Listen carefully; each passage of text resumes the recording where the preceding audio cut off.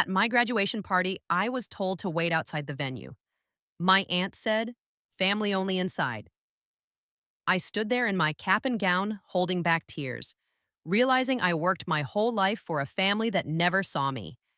That day, I finally chose myself.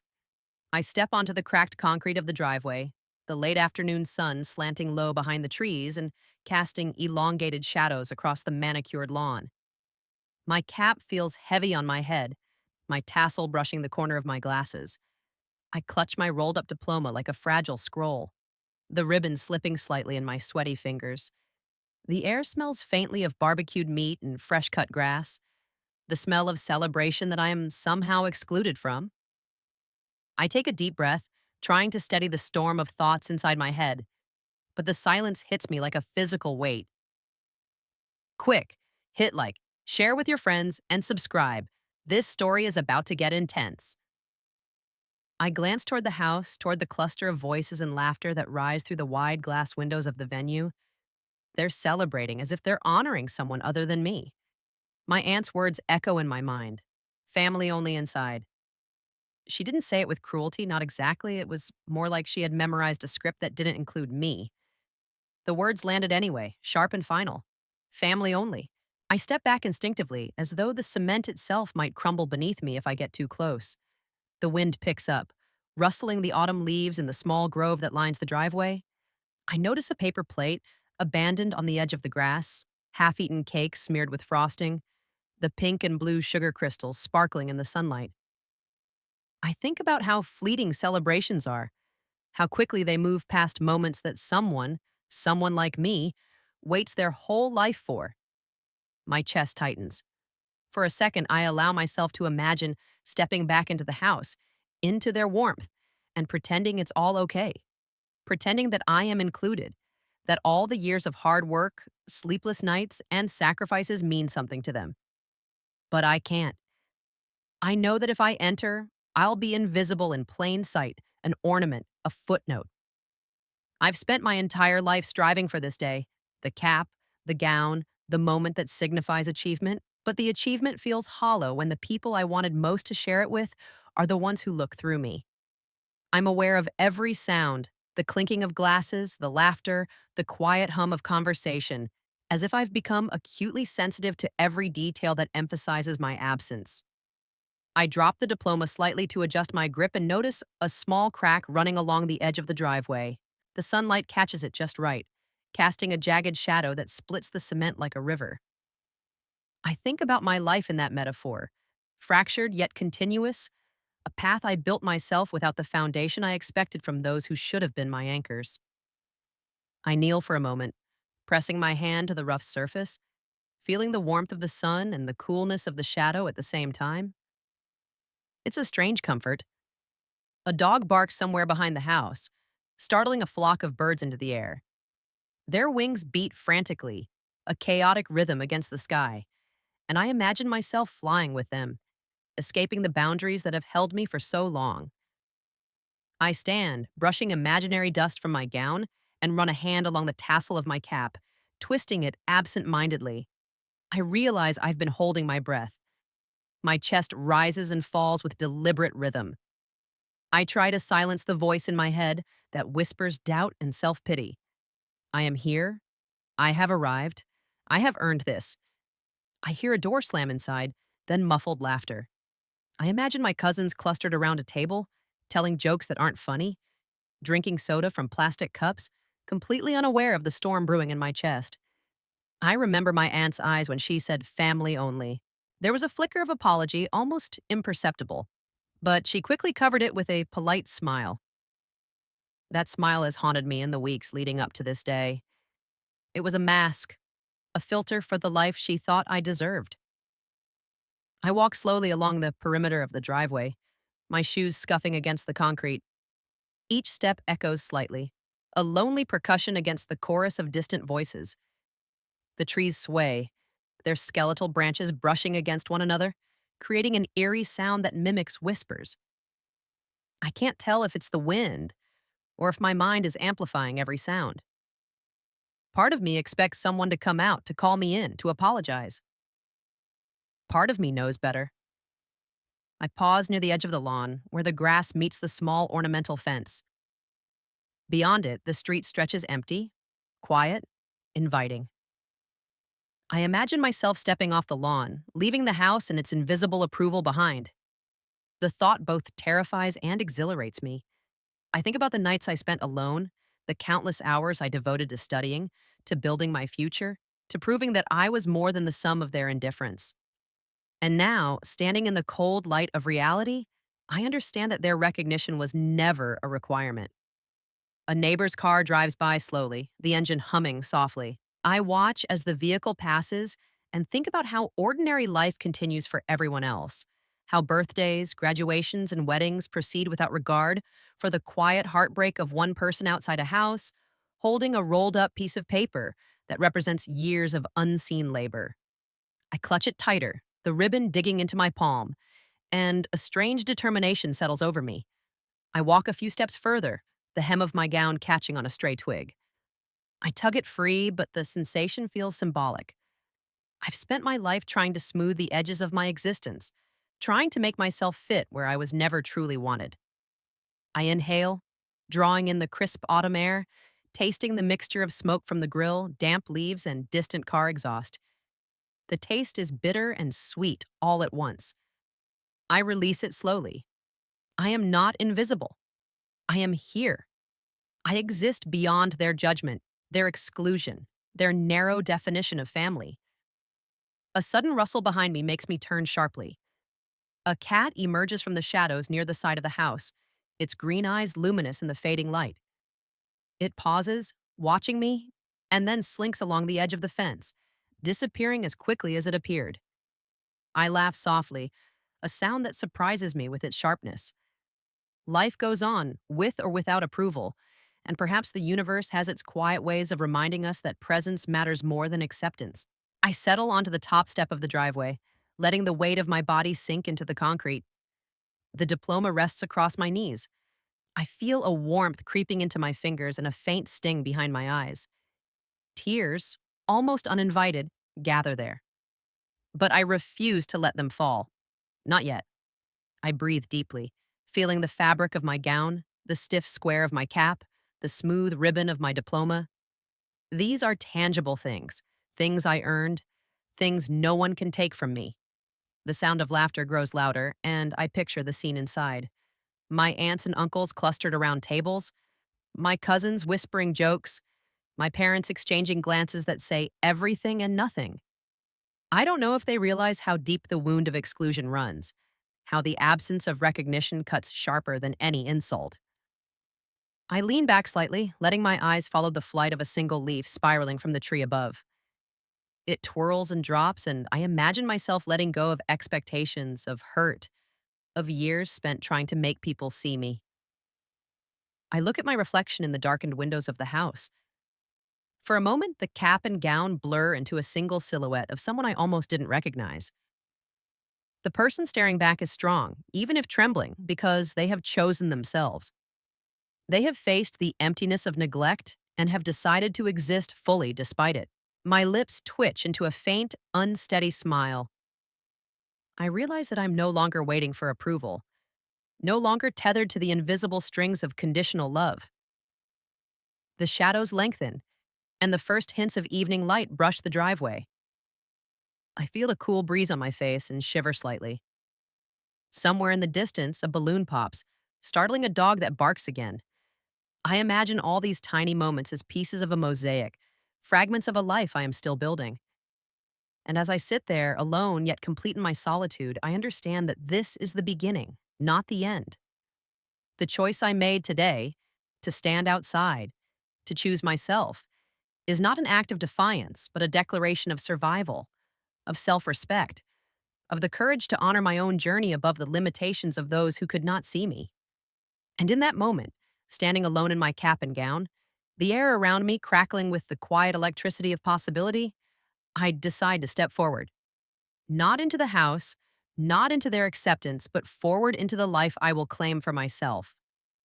Forward into the story I will write without apology, without waiting for someone else to validate it.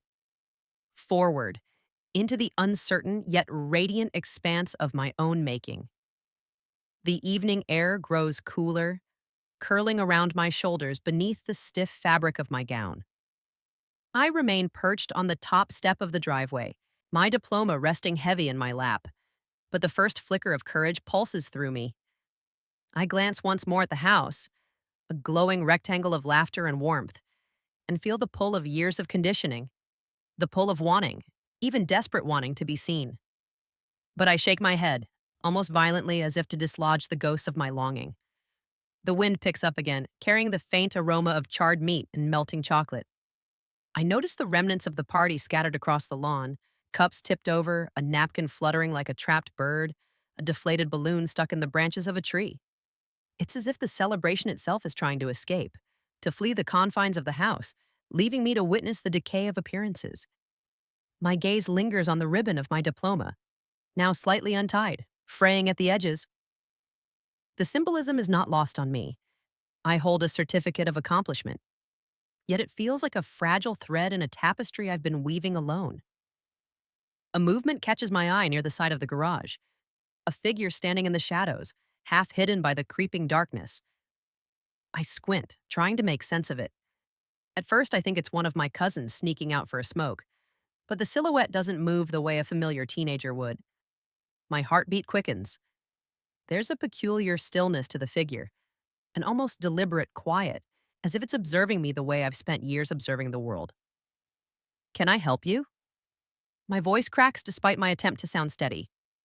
The shadows shift, revealing the faint outline of someone around my age, a stranger, or maybe someone I've never truly noticed before. Their features are obscured by the dim light, but their presence is undeniable. You don't belong inside, the figure says softly, their voice carrying an eerie calm. Not with them. Not with anyone who thinks your absence is invisible. I flinch, gripping my diploma tighter. For a brief second, I consider retreating further, but the words stir something inside me. The stranger, if stranger they truly are, steps closer. Moonlight glints off the edge of their hair, and I notice the faint smell of rain lingering in their jacket. Who are you? I ask, my voice a mixture of curiosity and caution.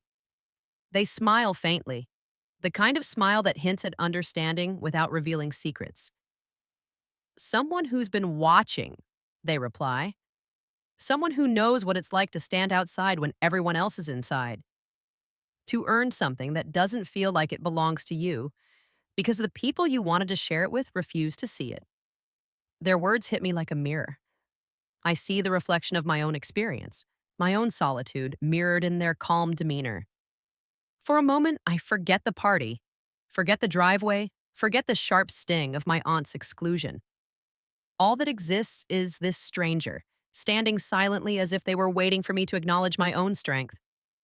I'm fine, I say, though the tremor in my voice betrays me. I just. My hands tighten around the diploma. I just wish they saw me.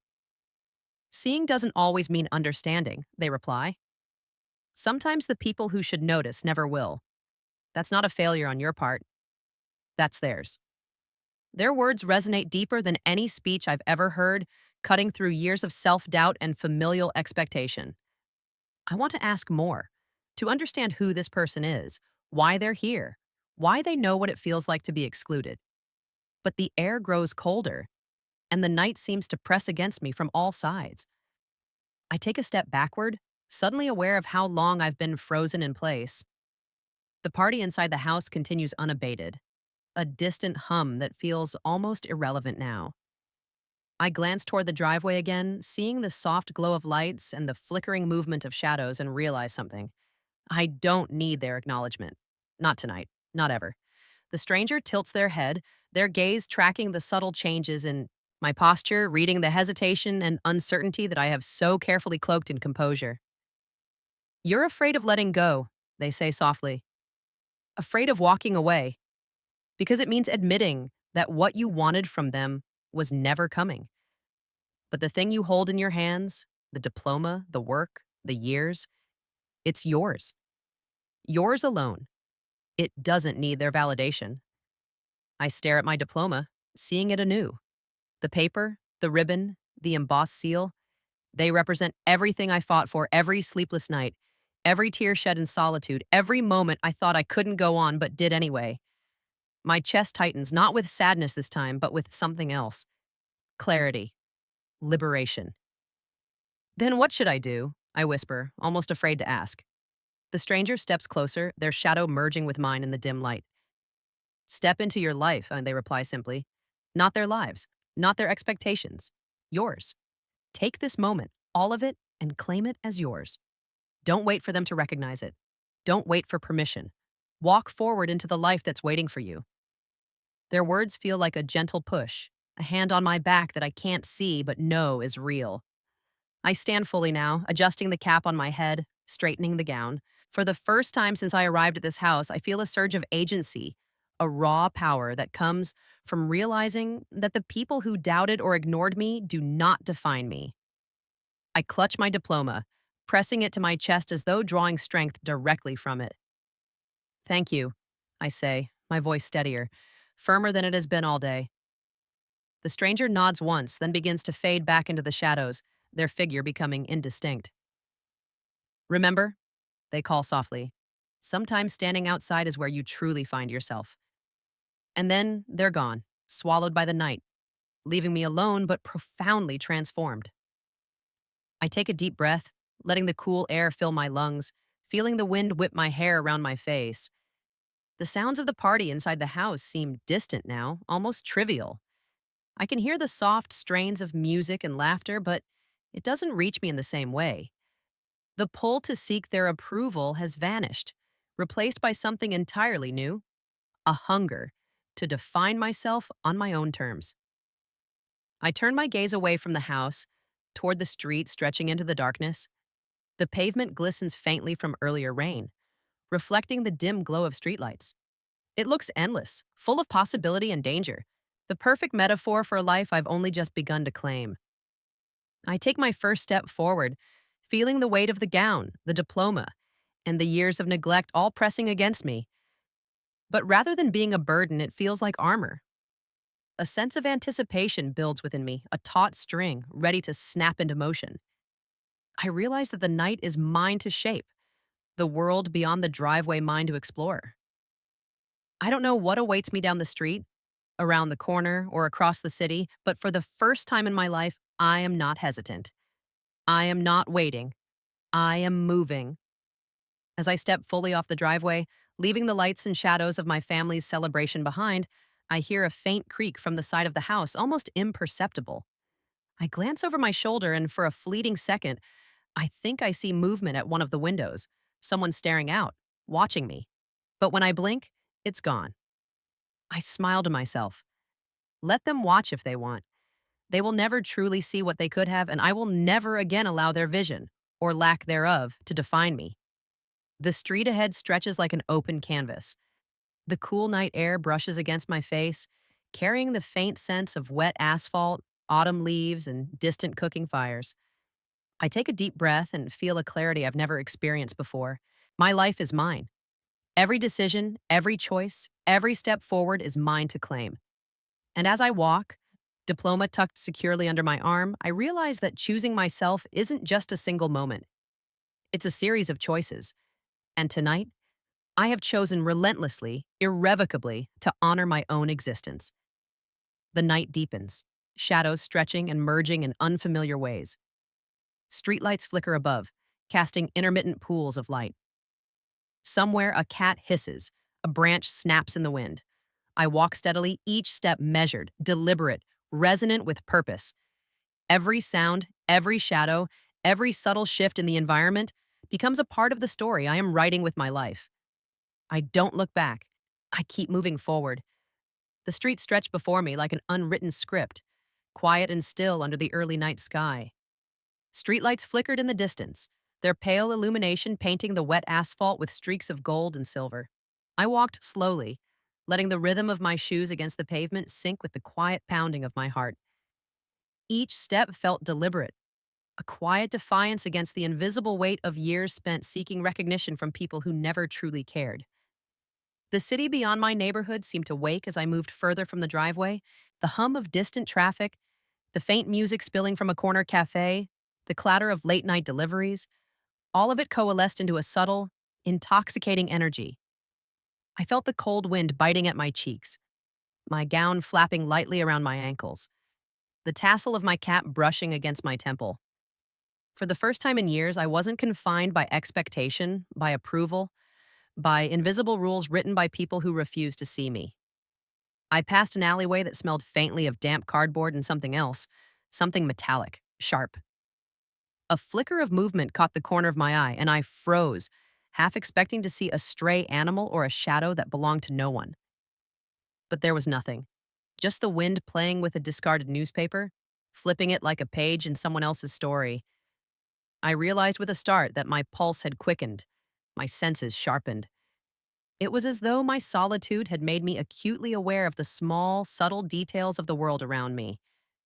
Details I'd been trained to overlook in my single minded pursuit of acceptance. I continued down the street, following the dim glow of a neon sign marking an all night diner. Its light cast a sickly green hue across the wet pavement, making puddles glimmer like tiny trapped galaxies. I paused outside the diner, my reflection distorted in the glass, my cap and gown merging with the surrounding darkness. For a long moment, I considered going inside to sit at a booth and order something, anything, to anchor myself in the world. But something inside me resisted the idea of immediately replacing one false comfort with another. As I walked past, a figure emerged from the shadows behind the diner. At first, I thought it was another passerby, but there was a peculiar cadence to their movements, a deliberate slowness that made the hair on my arms stand on end. They wore a dark jacket, hood pulled up, and their hands were tucked deep into pockets. My first instinct was to turn and walk away, to escape the strange tension radiating from them, but my feet felt rooted. "You're the one from the house," they said suddenly, their voice low but firm. "The one standing outside." I stopped, swallowing hard. I I don't know what you mean." They stepped closer, the glow of the neon sign illuminating half of their face. There was an intensity in their eyes that made me instinctively clutch my diploma tighter. "Don't pretend I saw you," standing there alone, watching them, wondering why the people who were supposed to love you never did. A cold shiver ran down my spine. "Why are you following me?" I asked, my voice louder than I intended. "I'm not following," they said quickly, almost defensively. "I'm observing, and maybe helping if you'll let me." I laughed bitterly, the sound breaking against the quiet night. "Helping? How? By reminding me that I'm invisible, that I'm not enough for the people I spent my life trying to please?" They shook their head, the hood shadowing their expression. "No, helping by reminding you that you are enough, that what you've earned, what you've fought for, is yours, no matter who acknowledges it. You just have to stop waiting for permission to claim it." Their words echoed the stranger from the driveway, and for a moment, I felt the pull of recognition, of understanding. But something about this encounter felt different, edgier, sharper, less comforting. I took a cautious step back. "Why are you here?" I demanded. "Why me? Why tonight?" The figure's gaze softened slightly, but the tension in the air remained. "Because someone has to tell you the truth. Not everyone who seems absent is irrelevant. Not everyone who watches from the shadows wants to harm you.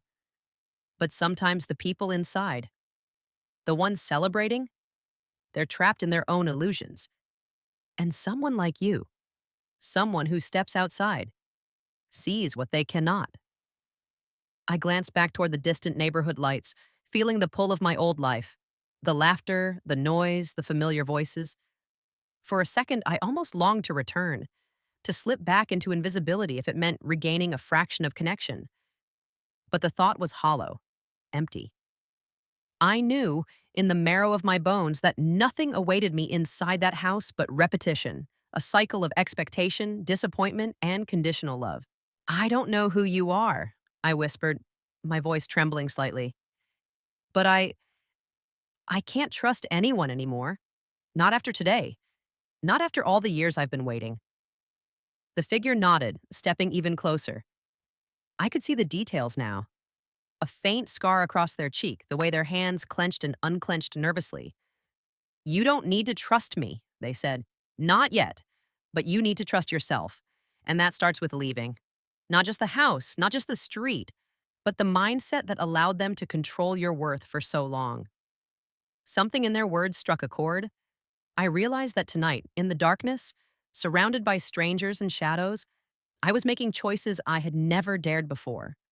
Choices that defied fear, that defied expectation, that rejected the cruel comfort of familiarity. I took a deep breath, feeling the weight of my diploma and the cap pressing against my skull, and for the first time, I felt the stirrings of something radical. Hope, tinged with danger, tinged with the thrill of total autonomy. Then what do I do? I asked, my voice quieter now, steadier. Keep moving, they said simply, and pay attention. Life is full of surprises for those who step outside the boundaries others set for them. You might be alone tonight, but you're not powerless. Watch, listen, and choose. As I stepped forward again, leaving the diner behind, a sudden noise made me halt. A car door slammed somewhere down the street, and for a heartbeat, I felt the old familiar panic. The sensation of being watched, judged, dismissed. But it didn't overwhelm me. I realized almost with disbelief that I could feel fear without surrendering to it. I could acknowledge it, accept it, and still move forward. The street twisted ahead, leading into a narrower, darker lane. The shadows seemed to grow thicker, almost tangible, wrapping around the lampposts and the cracked pavement. I walked carefully, feeling the cold press of air against my skin, noticing how even the smallest sound, the rustle of leaves, the distant bark of a dog, the soft murmur of traffic became amplified in the stillness. My senses were alive in a way they hadn't been before, awake to the unseen details of a world that once passed me by. And then I saw it, a figure standing at the intersection ahead, illuminated by a flickering streetlight. Not the person from the diner, not the stranger from the driveway, but someone else entirely. They were tall, their features obscured by the hood of a heavy coat, their posture rigid, almost statuesque. But what caught my attention, what made my breath hitch, was the object they held in their hands. A small, polished wooden box, just large enough to fit in a palm. The box gleamed in the intermittent light, and I felt a strange pull toward it, as though it contained something meant for me, something I had been seeking without knowing it. My heart raced. "Who are you?" I called out, my voice steady despite the churn of adrenaline in my chest.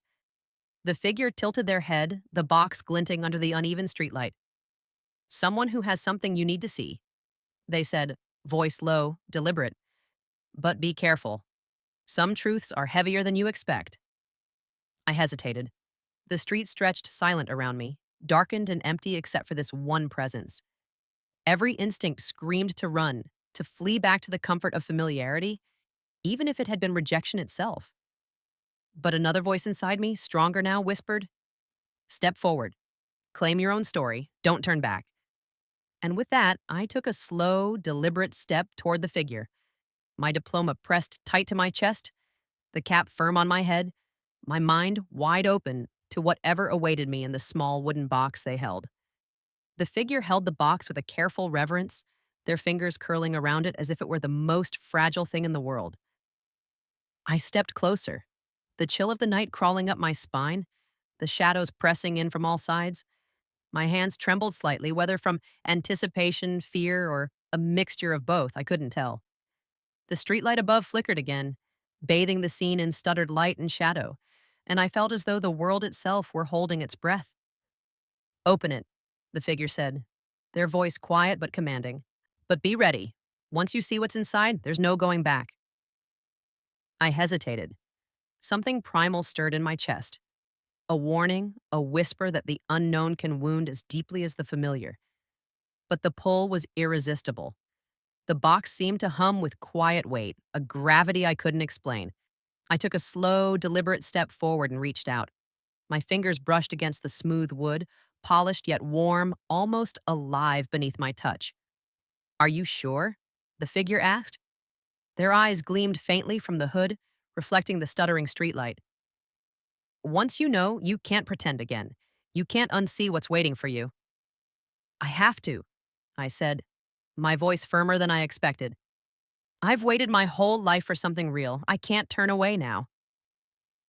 With a deliberate motion, I lifted the lid. The hinges creaked softly, a sound loud and fragile in the silence of the empty street. Inside lay a single photograph, carefully folded, yellowed at the edges. I lifted it gently, and as I unfolded it, the streetlight illuminated a scene that made my breath catch. It was me, or rather, a version of me I'd never seen. A younger child, standing alone at a school event, smiling awkwardly at the camera. But behind me, shadowed and blurred, were people I knew. Faces of family members, faintly recognizable, their expressions unreadable.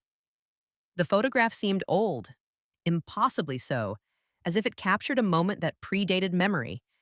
But the way the figures lingered behind me, unnoticed by the child I was unnervingly precise.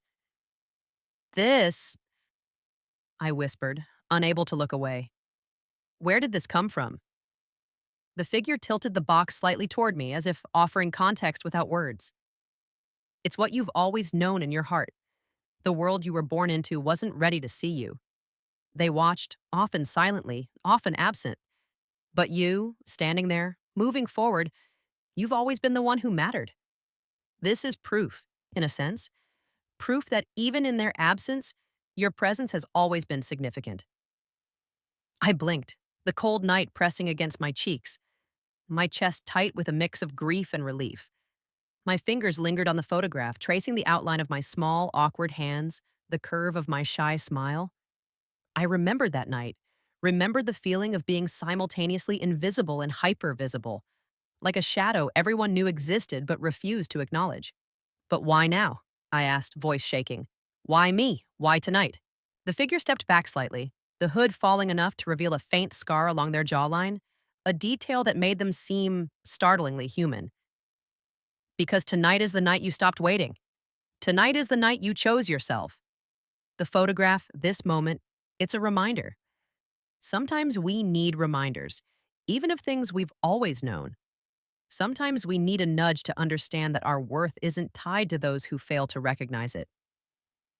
I felt tears prick my eyes, but I didn't allow them to fall. Not yet. I pressed the photograph against my chest, feeling the smooth paper beneath my fingers, the faint texture of history and memory. And in that moment, something shifted. A quiet certainty settled over me, a resolve that had been building all day, all week, all year. I had been waiting for love, for approval, for recognition from people who couldn't give it. And now I understood. I didn't need it. Not from them, not from anyone. The figure stepped aside, leaving the box in my hands. Keep it, they said softly.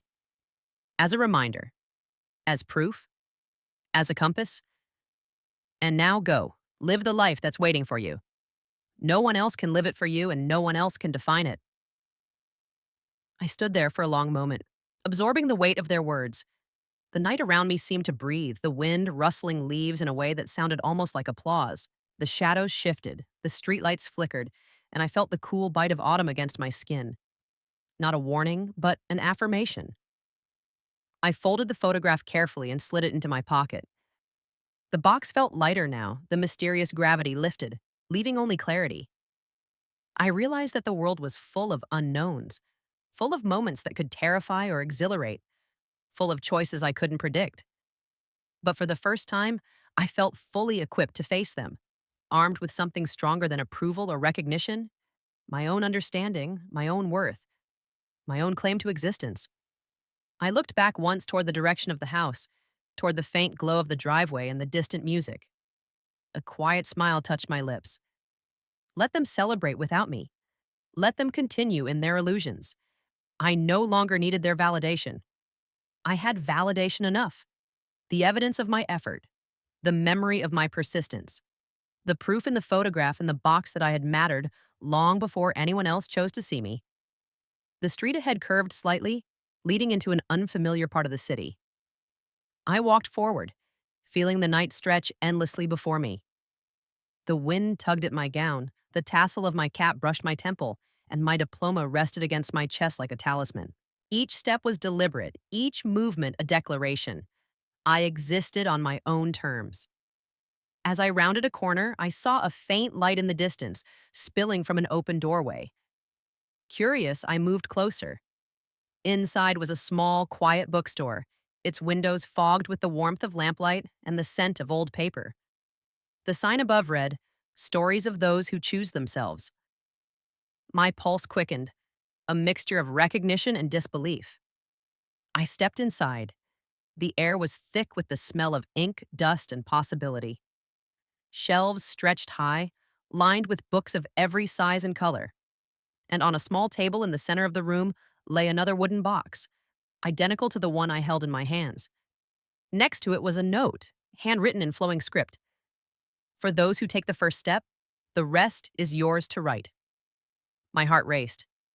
I realized, suddenly and fully, that my journey was only beginning. The night had unfolded into a path I could not have imagined, filled with mystery, revelation, and a force that seemed both external and intimately part of me.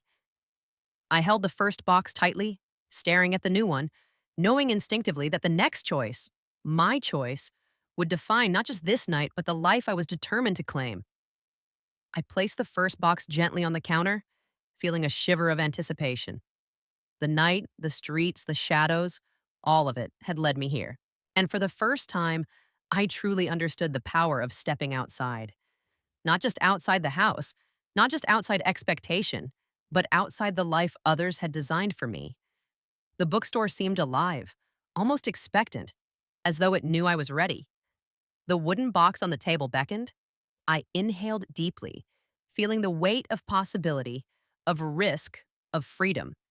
And with deliberate hands, I reached forward to open it, knowing that whatever awaited me inside would be the beginning of a story I alone would write.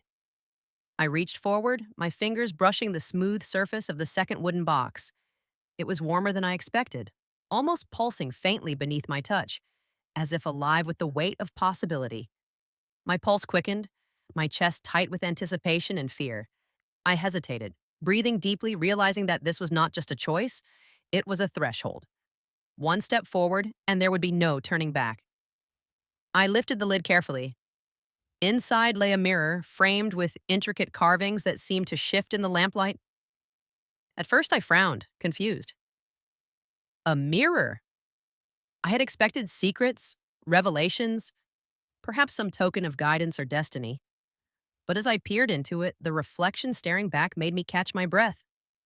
It was me, or rather, every version of me, the awkward child at the school event, the lonely teenager clutching a textbook in an empty classroom, the young adult standing outside the driveway in a cap and gown, and the self I had become tonight.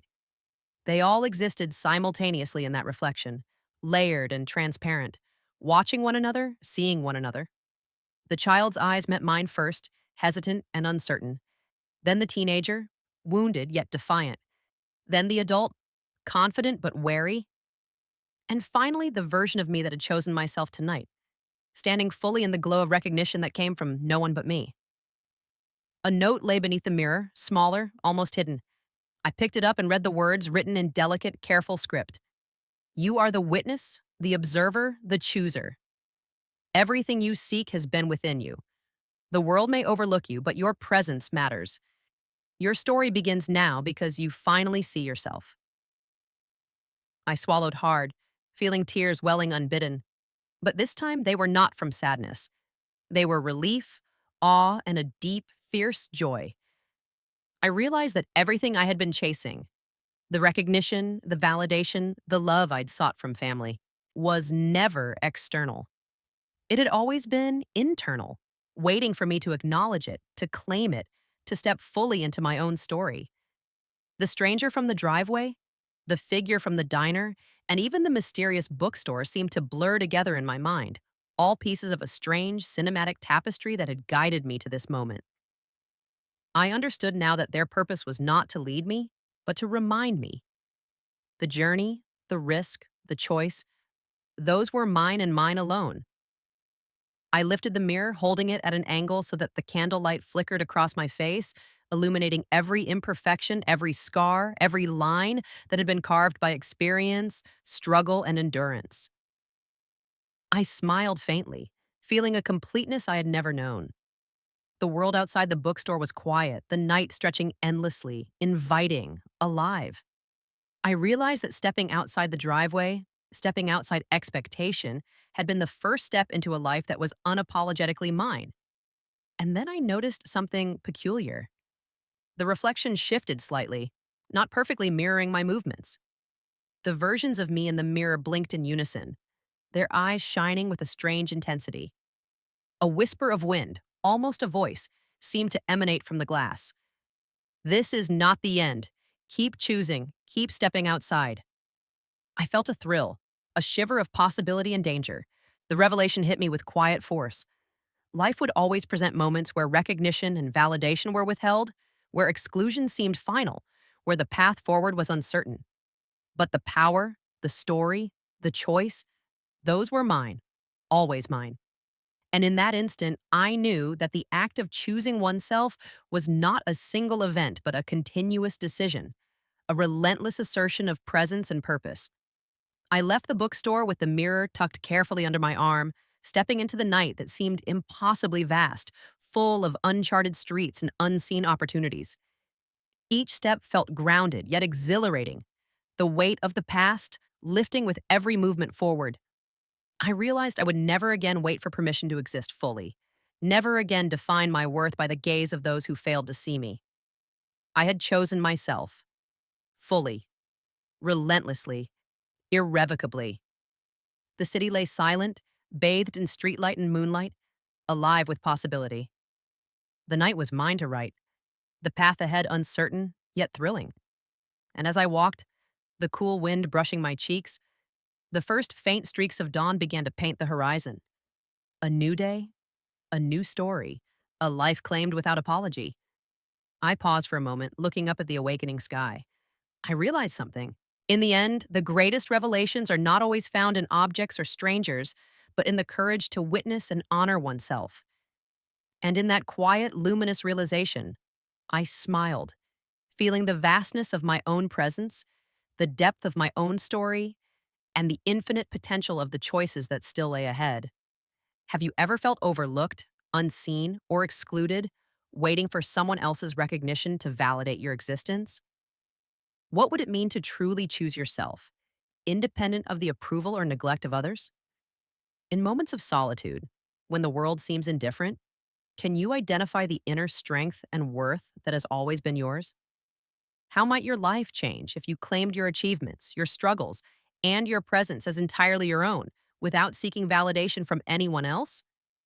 And finally, what steps could you take today to step fully into the life you are meant to lead, unbound by the expectations or indifference of those around you?